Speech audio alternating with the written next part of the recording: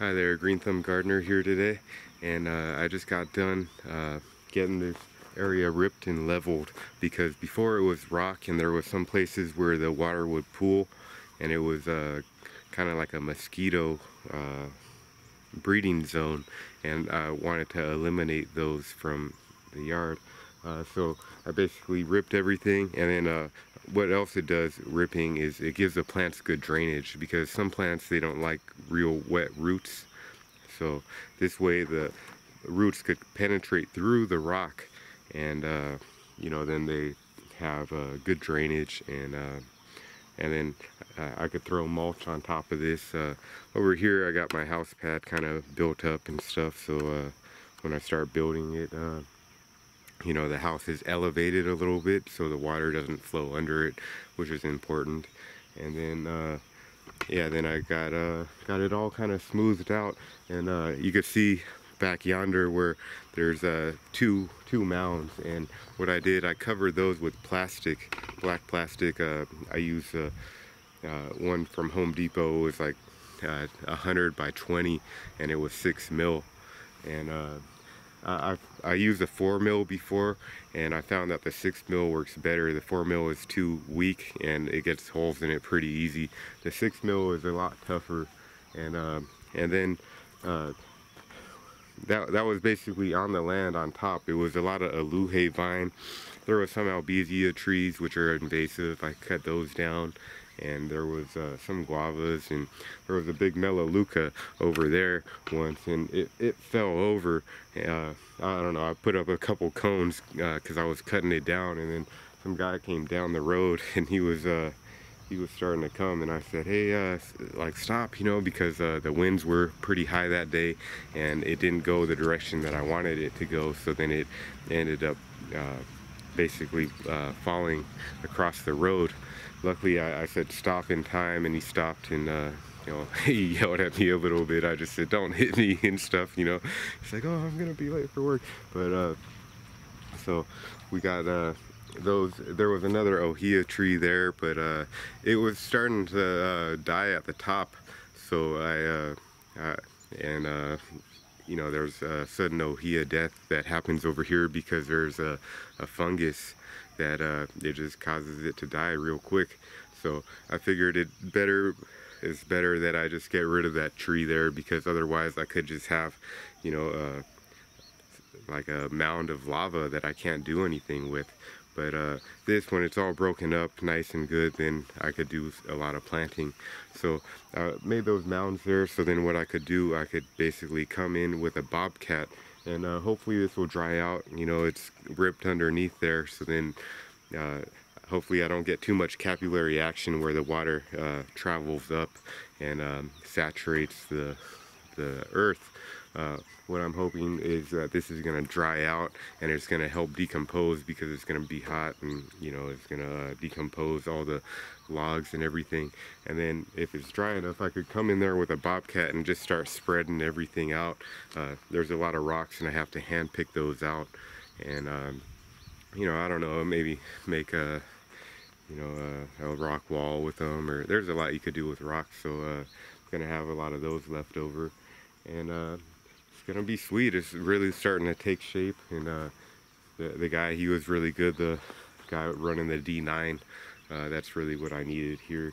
I've actually been through like 4 bulldozer guys here just getting this ripped and leveled, and there's still more work that needs to be done, but it's pretty level, and I'm happy with it. Next time I could come and do some planting and lay down some weed block to try to make it a little simpler and stuff.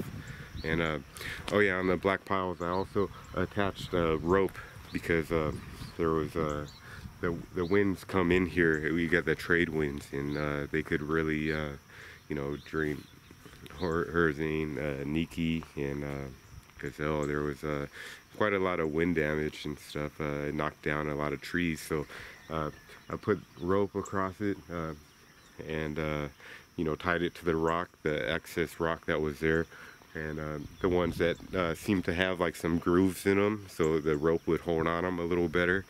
I like using those ones, and So that should weigh down the plastic so it doesn't all blow in the wind and stuff. And there's a bunch of rocks around it and stuff, and I think it's gonna work out really good. You know, I'm really excited because I get us almost ready to do some planting and stuff, and it's gonna be sweet. You know, I could almost go in here and you know, I think just spreading out the soil is gonna really be good, and you know, it's gonna hold a lot of the nutrients and stuff. And I'm almost thinking about throwing some lime in the piles and stuff when I expose it, just to kind of help acidify help balance the pH a little bit, because it's pretty acidic over here.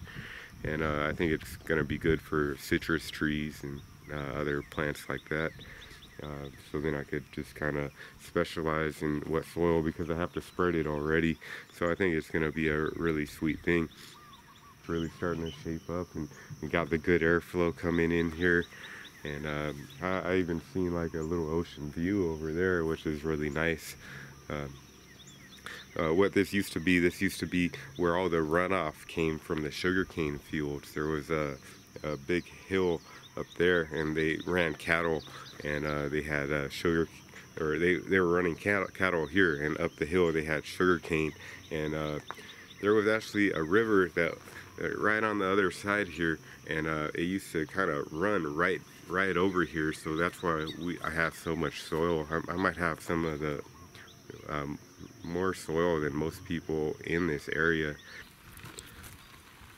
Yeah, here we got some of the soil here, and yeah, it's almost 50% just organic matter. It does crumble when it's wet, but it tends to stick together really well. I think that it's because there's a lot of roots inside of here, and yeah, it's pretty crumbly right now because it's been so dry. But yeah, usually it just sticks right together, and so that's why I put this black tarp over this, and I roped it down a bit, tied it to some big rocks, and to weigh it down some. I still got to go up there, and I got to put another rope to keep that one where it is. But yeah, pretty much done here, and I'm gonna help this decompose. And yeah, look at all this dirt that's over here. It's a lot of dirt, so should be able to plant in it. Yeah, there's that big tree in here, so let's attach the rope to there. And look at how big that is. It's probably 75 feet wide, about 75 feet. And I don't just have one of them, I have two. So yeah, I need to secure that a little better. It's open. This should help it break down quite a bit.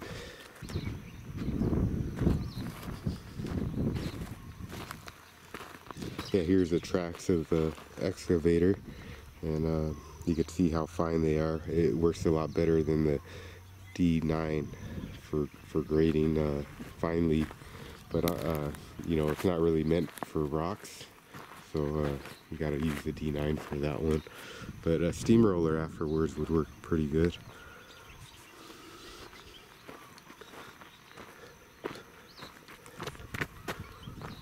Just use the local materials here, a lot of rock, a lot of rock. So yeah, it looks pretty secure, and I think it'll be ready if a hurricane came or something. I hope there doesn't come another one, but yeah, so there we got it. Yeah, here you can see a gradual elevation, and I had this pad kind of built up a little bit, so yeah, I had them rip all the rock and then kind of build it up. You could see the tracks of the D9 there.